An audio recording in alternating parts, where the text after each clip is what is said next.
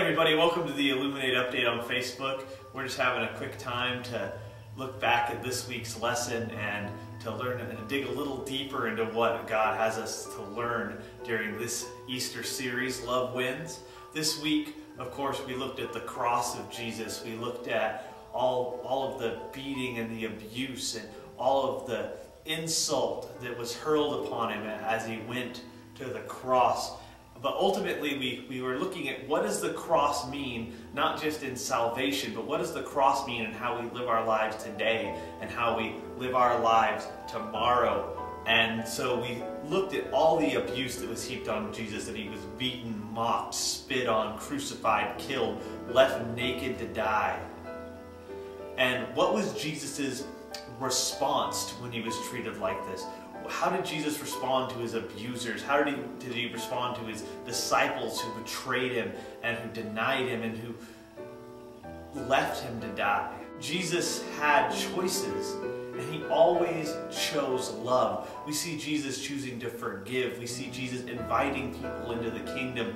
We see Jesus even caring about his mother as he's dying on the cross. And even the resurrected Jesus who said hey to his disciples who had left him and had gone back to work and had basically decided to write off their whole time with Jesus. He says, hey, let's have some breakfast.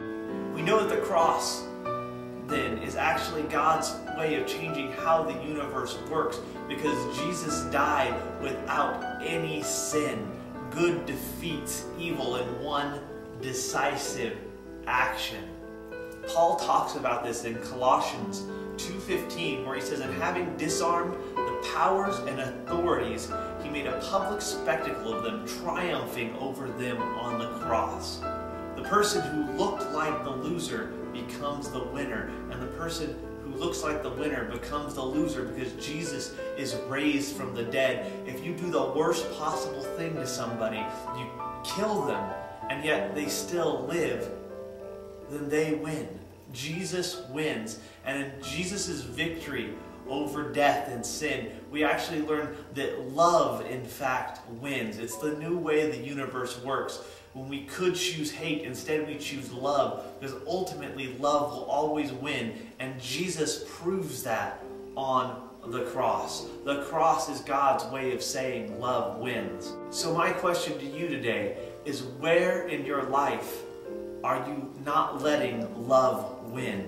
Already since Thursday, what choices have you made that didn't let love win? Instead, you chose to let selfishness win, or hate win, or your prejudice to win, instead of saying, you know what, I know now the universe works in a new way, and when that person speaks badly of me, when that person insults me, when that person flips me off in traffic, instead I can choose to say that love wins, and that love covers a multitude of sins.